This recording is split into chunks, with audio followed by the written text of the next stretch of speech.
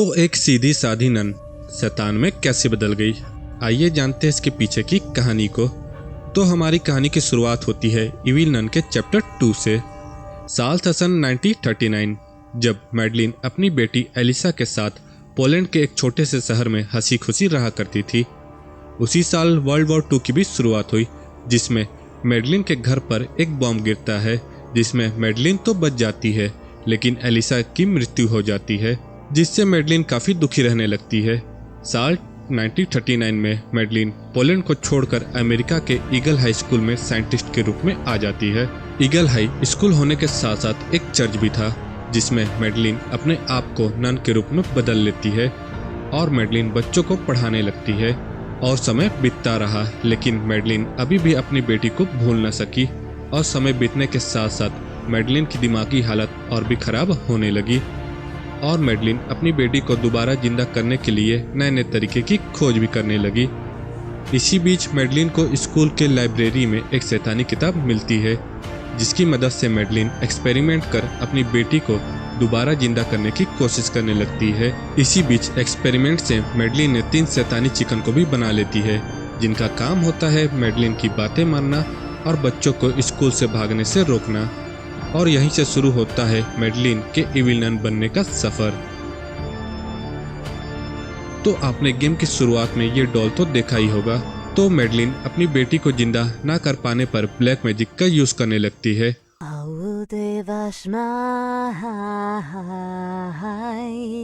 What is it? I'm still here? What are you doing with me?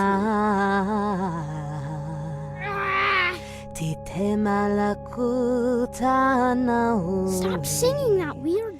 और बच्चों की बलि देकर अपनी बेटी की आत्मा इस डॉल पर डालने की कोशिश करती है, लेकिन लाख कोशिशों करने के बाद भी मैडलिन अपनी बेटी को जिंदा नहीं कर पाती है। और जहां पर मैडलिन ब्लैक मैजिक करती है, वहां वो रोज जाकर रोने लगती है, जिससे डेविल को एविल नन पर दया आ जाती है और डेविल एविल नन के सामने प्रकट हो जाता है और नाजरात एविल नन को कहता है कि मैं तुम्हें तुम्हारा बच्चा दे दूंगा, लेकिन मेरी 3 शर्तें होगी। पहली शर्त, एविल नन को एक अच्छी माँ बनकर रहना पड़ेगा। दूसरी शर्त, एविल नन को हर दिन शैतान की पूजा करनी पड़ेगी। तीसरी और लास्ट शर्त, एविल नन को 40 साल तक स्कूल में रहकर शैतान की पूजा करनी होगी। और एविल नन इन सभी शर्तों को मान जाती है।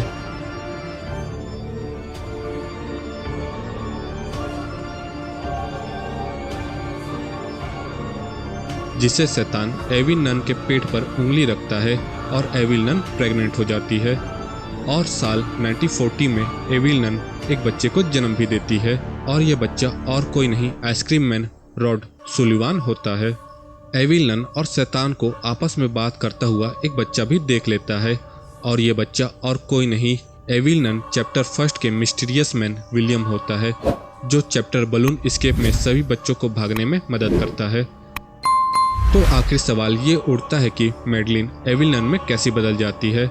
तो डेविल ने शर्त के साथ ये भी बताया था कि अगर शर्त का पालन ना किया जाए तो मैडलिन धीरे धीरे करप्ट हो जाएगी और धीरे धीरे एविल नन में भी बदल जाएगी। जब एविल नन ने बच्चे को जन्म दिया तो एविल नन बच्चे को देखकर हैरान रह गई, क्योंकि डेविल ने एविल नन को बेटी की जगह बेटा दे दिया था, जिससे एविल नन सभी चीजें भूलकर अपने बेटे को बेटी की तरह पालने लग जाती है और शैतान का पूजा करना भी भूल जाती है, जिससे मैडलिन धीरे धीरे एविल नन में बन जाती है। तो ये थी कहानी एविल नन चैप्टर 2 की। अब चलते हैं हम चैप्टर 1 की तरफ। अगर आपने चैप्टर 1 में ध्यान दिया होगा तो पूरे स्कूल में आपको बस एक ही नन दिखाई देती है। तो आखिर सभी नन कहाँ चले जाती हैं?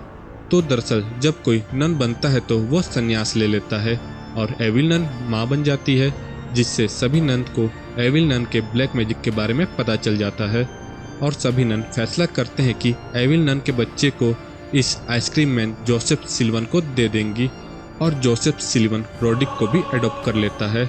अपने बेटे को जाता देख एविल नन कुछ भी नहीं कर पाती, क्योंकि एविल नन ने डेविल से वादा किया था। इसके कारण एविल नन की दिमागी हालत और भी खराब होने लग जाती है। एविल नन नजरात की जगह बयाकू मेथ की पूजा करने लगती है। बयाकू मेथ नजरात से भी ज़्यादा ताकतवर होता है और बेयाकू मैथ एविल नन को काफी शक्तियां भी दे देता है, जिससे एविल नन एक नन को छोड़कर बाकी सभी नन को ऊपर पहुंचा देती है, जिसकी लाश आपने ग्रेवयार्ड में देखी ही होगी। और एविल नन ने पूरे स्कूल को कब्जा भी कर लेती है और बच्चों को अपना स्लेव बनाकर नीचे तहखाने में उनसे काम करवाती है। तो एविल नन का एंड कैसे होता है? तो साल 1963 में एविल नन ने अपने मेन कैरेक्टर को स्कूल पर बुलाती है और उसे भी कैद कर लेती है। तो अपना मेन कैरेक्टर कारपेंटर बॉय और विलियम के साथ मिलकर हॉट एयर बलून बनाता है और सभी बच्चों को लेकर वहां से भाग जाता है।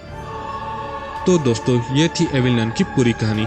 वैसे इसकी आगे की कहानी आइसक्रीम गेम से भी जुड़ी हुई है, तो ये कहानी कभी और।